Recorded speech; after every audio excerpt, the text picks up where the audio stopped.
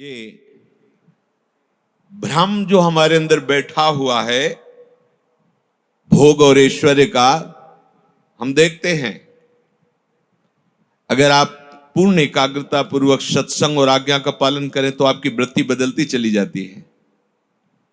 और जहां उसे कुसंग हुआ तो इतनी जल्दी नीचे उतर जाती है वृत्ति कि जैसे पानी चढ़ाने में समय लगता है, छोड़ दो तो बहने में समय नहीं लगता कितना जोर है कुसंग में। अच्छा, उसको पता नहीं चलता कि मैं कुसंग से प्रभावित होकर के भगवत मार्ग से दूर हो रहा हूं, लेकिन जो विवेक दृष्टि रखने वाले जन वो देख लेते हैं फंस गया। ये जब तक भोगों का महत्व और ऐश्वर्य का महत्व रहेगा, कई बार सत्संग में कहा है, कदम आगे बढ़ाने के पहले पीछे का जो मार्ग है उसको नष्ट कर दो। अगर पीछे लौटने की बात रहेगी तो आपके कदम आगे नहीं बढ़ पाएंगे, लौट जाओगे पीछे। पर कौन मानता है? अगर भगवत प्रेम प्राप्त करना है तो पीछे का मार्ग बंद कर दो। तुम्हारे लिए कोई ठौर नहीं होनी चाहिए, तुम्हारे लिए कोई और नहीं होना चाहिए। अब आप सह जाओगे। अब जब आपके ऊपर माया का प्रतिकूल प्रकोप होगा तो आप मुस्कुरा के सह जाओगे कि कोई ठौर नहीं, अब कोई और नहीं। अगर कोई ठौर है थोड़ी भी तो आपके कदम लड़खड़ा जाएंगे और पीछे चले जाओगे। अर्जयित्वा खिलानर्थान भोगानाप्नोति पुष्कलान नहि सर्व परित्याग मंतरेण सुखी भवेत्। कोई जगत के समस्त भोग पदार्थ एकत्रित कर ले, उपार्जन कर ले, अधिक से अधिक ऐश्वर्य एकत्रित कर ले, खूब भोगों को भोगे, परंतु कभी सुखी नहीं हो सकता, कभी सुखी नहीं हो सकता। बहुत इतिहास साक्षी है, जो ग्रंथों का अवलोकन किया जाता है, चरित्रों को पढ़ा जाता है, वो सत्य है। उन महापुरुषों का अनुभव देखो, कहां कहां कैसे कैसे भोगों के लिए भ्रमित हुए, और जब कृपा हुई, विवेक हुआ, तो ऐसे तिनके के समान समस्त भोगों का त्याग कर दिया। कह रहे हैं अगर सुखी होना है तो त्याग करना होगा, भोग नहीं। सर्व परित्याग मंतरेण सुखी भवेत। सर्वस्व त्याग के बाद ही परमात्मा सुख का अनुभव होता है। ये जो अहम में तुम सुख का अनुभव ले रहे हो कि मित्र मेरे पास ये भ्रम है, ये जड़ है, ये जड़ता है, मूढ़ता है। ये तुम्हारा बल नहीं है जिसमें तुम सुखी भावना कर रहे हो। जिसको तुम बल मान रहे हो वही तुम्हें निर्बल कर रहा है। जिसका अभिमान करके तुम स्वामी बन रहे हो वही तुम्हें दास बना रहा है। देख लो ना, अपनी मूढ़ता को पहचानिए।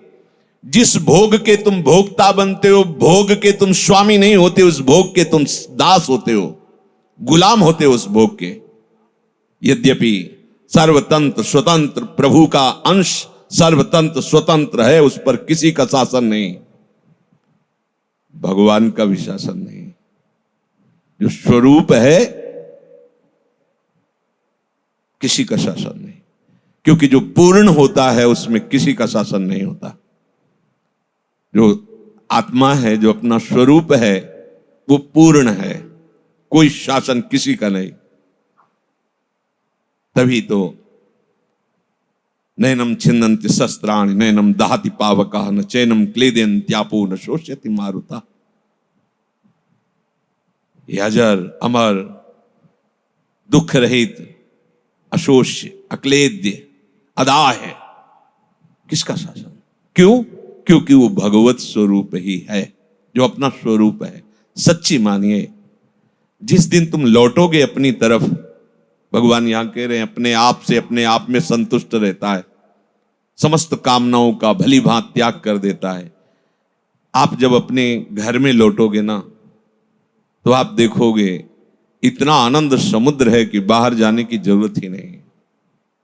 अपना घर अपना स्वरूप है।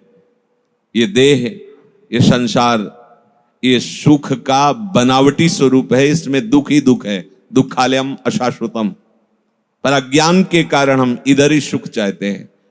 अपने स्वरूप की तरफ अपने आप से जब दृष्टि जाती है, एक आनंद की विशेष लहर और एक विशेष संतोष, उसी संतोष और आनंद में कोई चाह नहीं रह जाती।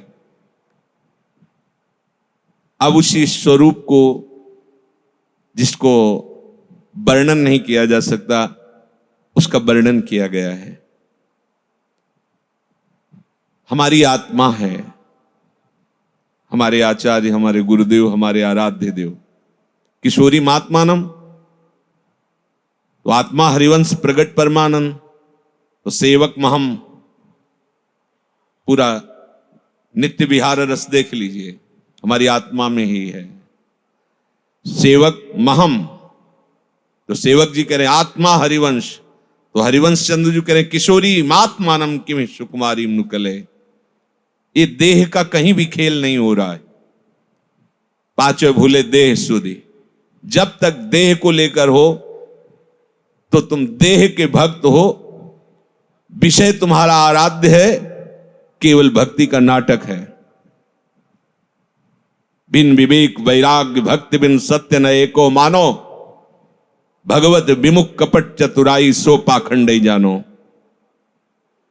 देह राग मिटाना ही उपासक का लक्ष्य होता है। देहाभिमान गलित कर देना साधना का फल होता है। जिनकी मति में बैठ गया है कि मैं रुपयों का स्वामी हूं, मैं भोगों का भोगता हूं, गंध भी नहीं पा सकते भगवत मार्ग की, चाहे जो भेष रखे, चाहे जिस देश में जाएं। हमारी आंख बंद होती है तो ऐसा लगता है अंधेरा छा गया, लेकिन सूर्य में कोई फर्क नहीं पड़ता। आंख खुली तो लगा सूर्य प्रकाशित हो गए। तो तुम्हारे आंख बंद करने और खोलने से सूर्य में कोई फर्क नहीं था, केवल तुम में फर्क था। ऐसे तुम्हारी अज्ञान की दशा में तुम्हारे स्वरूप में कोई फर्क नहीं पड़ता। ज्ञान की दशा में स्वरूप में कोई फर्क नहीं पड़ता। बस आंख मीचना और आंख खोलना जैसा है। लौटिए, अपने देश की तरफ लौटिए। यदि महामोद परम सुख चाहते हो, लौटिए, मान जाइए। ये जो आपको बहकाया जा रहा है, भोगों को दिखाकर, ईश्वरी को दिखाकर, कोई और नहीं, आपका मन और बुद्धि ही आपको बहकावे में डाल रही। तो शास्त्र कह रहा है, अर्जयित्वा अखिलान अर्थान भोगा नापनोति पुष्कलान। पुष्कल माने बहुत मात्रा में। खूब कमा लो रुपए पैसे भोग सामग्री, खूब भोग लो, लेकिन कभी सुखी नहीं हो सकते। क्यों? बोले सर्व परित्याग मंत्रेण सुखी भवेत। क्योंकि सुख तो होता है सर्व परित्याग से। भगवान त्यागात शांति अनंतरम, ऐसा नहीं कहा कि भोग के बाद शांति मिलती है। हमारी मूढ़ता ऐसा हमें अनुभव कराती है कि भोग के बाद शांति मिलती है। और हमारे प्राणनाथ कह रहे त्यागात शांति अनंतरम, त्याग से ही शांति का अनुभव होता है। यही माया है जो समझाने पर भी समझ में नहीं आ रहा है। जिसने अनंत ब्रह्मांडों का सृजन पलक झपकते कर दिया है, वही प्रभु तुम्हें कह रहा है ये दुखालय, मैंने रचना रची है, दुखालय है, फिर भी तुम उसे सुख मानकर खूब संग्रह और भोगों में आनंद लूटना चाहते हो। कह रहे न ही सर्व परित्याग मंत्रेण सुखी भवेत। जब तक तू सर्वस्व का परित्यागी नहीं बन जाएगा, तब तक उस सुख की गंध भी नहीं पा सकता जिसे अखंडानंद कहते हैं, जिसे प्रेमानंद कहते हैं, भगवदानंद कहते हैं। उसकी गंध भी नहीं पा सकते हो। उपासक सही मार्ग में ना चलने के कारण फिर केवल नाटक रह जाता है उपासना का, और आश्रय होता है भोगों का, आश्रय होता है मान सम्मान प्रशंसा आदि का। भगवद आश्रय नहीं हो पाता है। कर्तव्य दुख मारतंड ज्वाला दग्धांतरात्मनः कुतः प्रशम पीयूष धारा सारमृते सुखम। जिसका चित्त अभी ये करना बाकी है, अभी इतना कर लिया और ये करेंगे, ये नहीं करना है, अभी ये सब करना है, वो कभी दुख ज्वाला से निकल ही नहीं सकता। बात समझिए, हमारा एक ही कर्तव्य है कि अब हमारी मन बुद्धि में प्रियालाल के सिवा और कोई न रह जाए। सोहनी लगा देनी है, झाड़ू लगा देनी है, विवेक की सोहनी लगाकर एक छोटा भी राग नहीं रहने देना। मेरे तो गिरधर गोपाल दूसरो न कोई, ऐसी सोहनी लगाओ कि हृदय में कोई राग न रह जाए। पर ये बाहर की हवा केवल राग को ही पुष्ट करती है। यहां बैठकर तो वैराग्य की हवा का स्पर्श होगा, लेकिन जहां बाहर निकले तो त्रिगुणात्मिका माया राग में ही फंसाती है। अगर नाम नहीं चल रहा तो ये सब ज्ञान विज्ञान यही गेट के अंदर ही छूट जाएगा, बाहर दूसरा रंग चढ़ेगा। जो भली भांति भगवत अर्पित चेष्टाएं नहीं करता, उसे कभी शांति नहीं मिल सकती। पहले इस श्लोक में बताया, चाहे जितना भोग संग्रह कर लो, भोग लो, तुम्हें कभी शांति नहीं मिलेगी, कभी सुखी नहीं होगे। नहीं हुई, अभी तक नहीं हुई। पहले लगता है कि ये खा लूं, ये सूंघ लूं, ये भोग लूं, अच्छा लगेगा, और जब उसे भोग लो तो बाद में क्लेश शांति मिलती है कि मेरे अंदर जो चिंतन में सुख दिखाया जा रहा था वो तो मिला नहीं इसमें। फिर भी वो अज्ञानी उसी में ढूंढना शुरू करता है, ये नहीं सोचता कि उस दिशा से हम हट जाएं, क्योंकि इधर सुख नहीं है। प्रभु कह रहे हैं और हमारा मन भी कह रहा है, जो हमें विषयों में फंसा रहा है, वही अनुभव बता रहा है कि जो मैं भोग के पहले चिंतन कर रहा था, उस चिंतन में जो सुख दिखा करके मुझे भोग में लगाया गया, भोग के बाद तो क्लेश ही मिला, वो सुख तो मिला नहीं। तो हमें वो दिशा छोड़ देनी चाहिए। पर अज्ञानी उसी दिशा को और खोजते खोजते इतना दूर प्रभु से निकल जाता है कि उसे प्रभु दूर देश की बात लगते हैं, जो अपने हृदय हैं, अपने प्राण हैं, अपने जीवन हैं। जो अमृत धारा में डूबना चाहे उसे मुख्य कर्तव्य पर दृष्टि रखनी चाहिए। मुख्य कर्तव्य है इस जन्म में हमारी बुद्धि प्रभु में अटल हो जाए, अचल हो जाए। कोई भी भय या कोई भी प्रलोभन मुझे अपने आराध्य देव से अलग न कर पावे। भवोयम भावना मात्र आहा न किंचित परमार्थतः नास्त्य भावः स्वभावानां भावा भाव विभाविनां। संसार तुम्हारी भावना में है ही नहीं। बिल्कुल सच्ची बात है। जो सत्य होता है वो त्रिकाल सत्य होता है। सत्य की पहचान है, जो सत्य है वो त्रिकाल सत्य होता है। तो जब हम जग रहे थे तो हमें संसार सत्य नजर आ रहा था, लेकिन जब हम स्वप्न में गए तो इसका अस्तित्व ही नहीं था, एक नया संसार था। और जब हम सुषुप्ति में गए तो इन दोनों का अस्तित्व नहीं था। जो कुछ ही समय में अपना अस्तित्व खो देते हैं वो सत्य कैसे हो सकते हैं? इसीलिए सत हरि भजन जगत सब सपना। ये संसार केवल भावना में है, तुम्हारे चिंतन में है, इसीलिए दिखाई दे रहा। तुम्हारा चिंतन बदलना चाहिए। इसीलिए जगह जगह भगवान ने चिंतन पर जोर दिया है। तुम्हारा चिंतन, अनन्य चिंतयन्तो माम अनन्य चेता सततम, चिंतन बदले। परमार्थतः इस जगत में कुछ नहीं है प्रभु के सिवा। ये भाव और अभाव में फंसकर पूरा जीवन नष्ट हो जाता है। ये सुख है, ये दुख है, ये अच्छा है, ये बुरा है, ये संग्रह कर लूं, ये छोड़ दूं।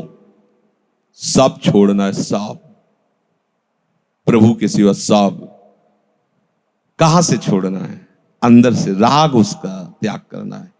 ये राग लिए जो बैठे हैं, हम देखते हैं चाहे लाख समझाओ, पर वो राग बैठा हुआ है ना, इसलिए चोट नहीं पहुंच रही उनके हृदय। थोड़ा सा राग त्याग का उत्साह करो, फिर देखो सत्संग के वचन तुम में कैसे चोट पहुंचाते हैं कि तुम प्रतिपल आगे बढ़ते चले जाओगे। समस्तम कल्पना मात्र मात्मा मुक्तः सनातनः इति विज्ञाय धीरो ही किमभ्यस्ति बालवत्। ये जो तुम सत्य मान रहे हो कि मेरा परिवार, मेरा धन, मैं इतना संपत्ति का स्वामी, मैं इतना भोगों, कैसे निकृष्ट भोगों में तुम्हारी सुख बुद्धि हो रही है। बड़ा विचित्र माया का खेल है, बड़ा विचित्र। कैसे उसको समझावे। जिस आनंद की हम खोज कर रहे हैं वो आनंद इस दिशा में नहीं है, और उसी दिशा में इतना गंदा उतर के खोज कर रहा है। कैसे उसका वर्णन करें, कितना गंदा, और अपने को सुखी समझ रहा है। ऐश्वर्य भोग संग्रह करके दो शरीरों का एक जगह उपस्थित हो जाना, या दो माने हुए इंद्रियजन्य भोगों का उपस्थित हो जाना, वो परमानंद समझ रहा है। भ्रम है। समस्तम कल्पना मात्र, ये विज्ञानानंद घन में डूबे हुए महर्षियों के वचन है। ये तुम्हारी केवल कल्पना है कि सुख है, कल्पना है। प्रहलाद जी ने वर्णन किया है कि प्रभु ये इंद्रियां ऐसे घसीटती हैं जैसे एक पुरुष की कई पत्नियां हों अपने अपने तरफ।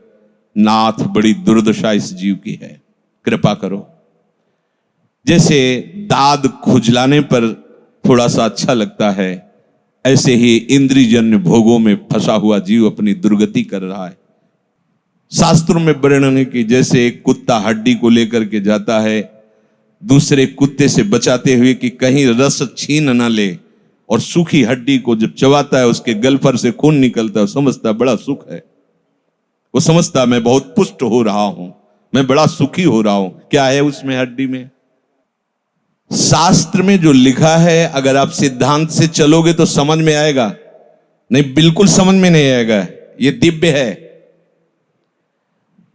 संत जो बोल रहे हैं उनकी बात मान लो तो परमार्थ का मार्ग खुल जाएगा, नहीं बिल्कुल नहीं खुलेगा। घूम घूम के उसी में भूल भुलैया में जाओगे। और सदगुरुदेव जो आज्ञा कर दे उस पर कभी भी अनुमति मत लीजिए।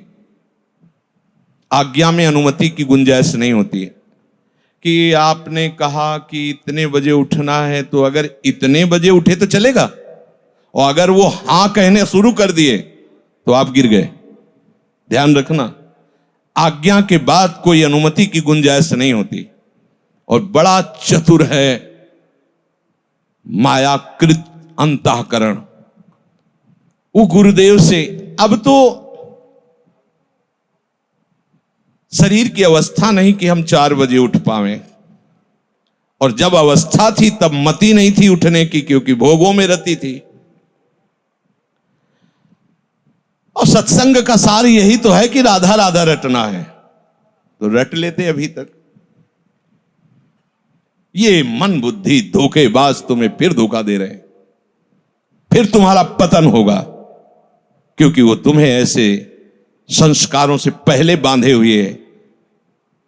आप एक बात अच्छे से समझ लीजिए, ये जो हम हृदय की पीड़ा भरी बात कह रहे हैं, अभी आपकी वो शरणागति नहीं हुई जो आपके अनंत जन्मों के संचित कर्म को भस्म कर दे, क्रियाण को निष्फल कर दे, और प्रारब्ध को निष्प्रभावित कर दे, और भगवत प्राप्ति करा दे। आगे बढ़ो, वो रेखा पार होनी पड़ेगी। जहां दुखालय समाप्त होता है वहां से शरणागति की पुष्टता होती है। अभी तो दुखालय में फंसे हुए, ये देह के भोग, देह के संबंधी माना हुआ ऐश्वर्य संपत्ति, ये दुख है। दुख असली बात समझ लीजिए। व्यवहार में तो सब वैसे ही बर्ताव होता है, लेकिन एक निर्लिप्त है और एक लिप्त है। वो बाहर से नहीं दिखाई देगा। ऐसा नहीं कि बाहर से दिगंबर है तो निर्लिप्त है, नहीं, वो आंतरिक स्थिति होती है। यहां स्थित प्रज्ञ की बात कर रहे हैं। सर्व कामान समस्त कामनाओं प्रजाति त्याग कर दिया।